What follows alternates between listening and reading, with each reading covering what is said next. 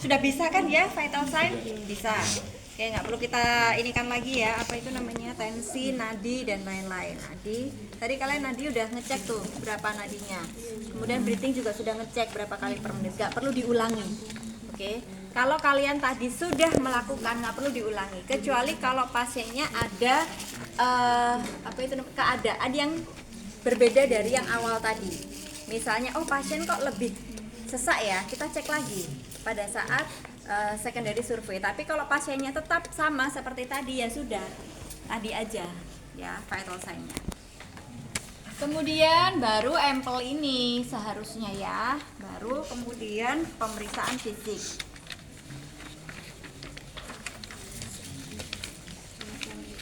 Oke, terus abdomen ya, setelah dada abdomen di abdomen juga kita yang cek adalah IPPA juga ya, inspeksi ada nggak luka atau apa itu namanya, edema atau kok edema, asites ya, kalau di apa ini di perut asites, ada asites atau tidak. Kalau misalkan ada asites kita ukur asitesnya. Nggak ada juga ya sepertinya, midline nggak ada. Atau menggunakan tali putih biasanya. Kita tali putih, kita tali di situ, itu akan kita evaluasi tiap harinya. Dia ada peningkatan atau tidak untuk asitesnya. Atau misalkan oh ada penurunan nih, sudah. Kan kita lihat dari itu tadi talinya. Kemudian aduh hidung saya kok gatel. Sepertinya ini berdebu ya. Terus kemudian kita palpasi ada perbesaran nggak di heparnya. Ya, di sini kan ada hepar. Ini langsing banget, jadi dia lekuknya dia langsing. Jadi tidak bisa ya kita palpasi. Kita palpasi ada perbesaran atau tidak, ada luka atau tidak, ada misalkan apa pus atau tidak, begitu. Kemudian ada nyeri tekan atau tidak saat kita palpasi. Kalian apa namanya, kalau kita nyeri tekan di sebelah kanan, kemungkinan apa?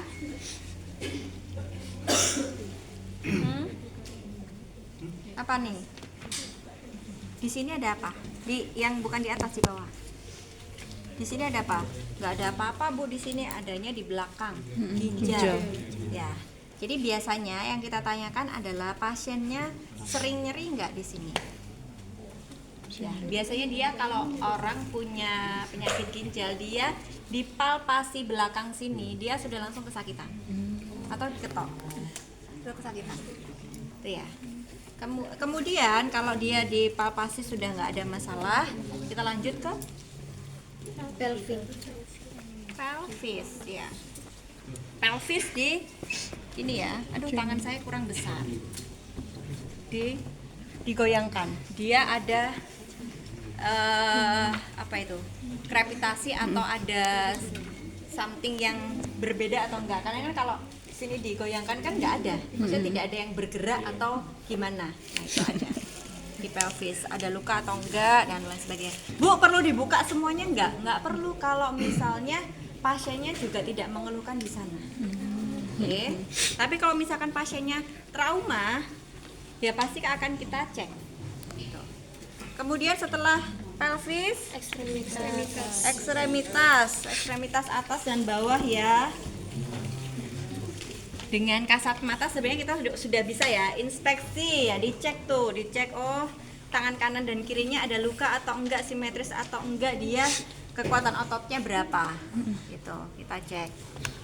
Oke, ada sianosis atau enggak di kuku-kukunya, begitupun juga yang di kaki, ada luka enggak, ada krepitasi enggak, ada deformitas dan lain sebagainya enggak, seperti itu dicek untuk yang ekstremitas.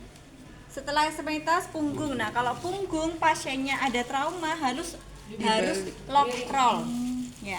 Tapi kalau nggak ada trauma dia disuruhkan, Ibu, Bapak miring bisa miring. Kami cek yang sebelah belakang.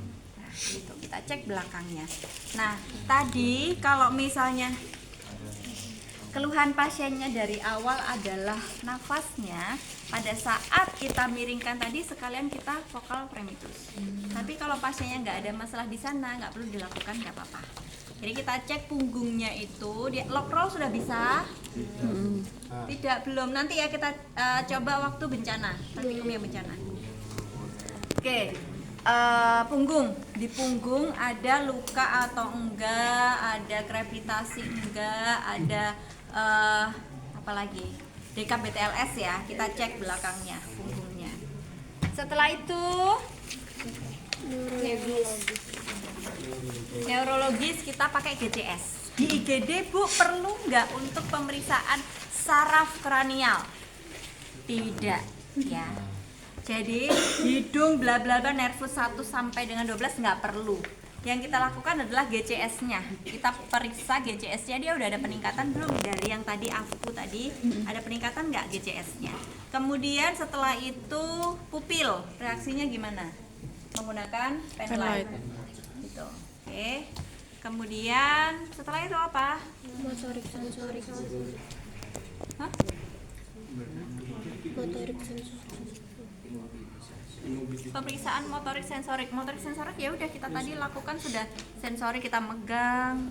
Kemudian dia kekuatan ototnya itu sudah sekaligus itu ya. Motorik sensoriknya ya. Oke, terus pemeriksaan diagnostik sudah ya? Sudah.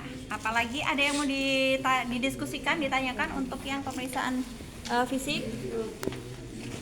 Airway, breathing, circulation, disability, exposure.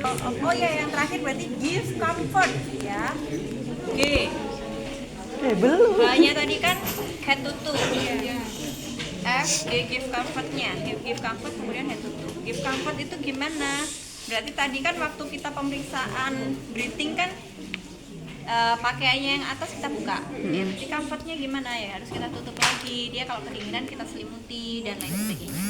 Nah, biasanya kalau pasien misalkan dia tenggelam di kolam renang, ya berarti kita ganti bajunya.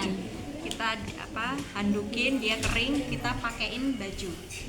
Atau kita minta baju dari keluarganya, gitu ya. Dari mana?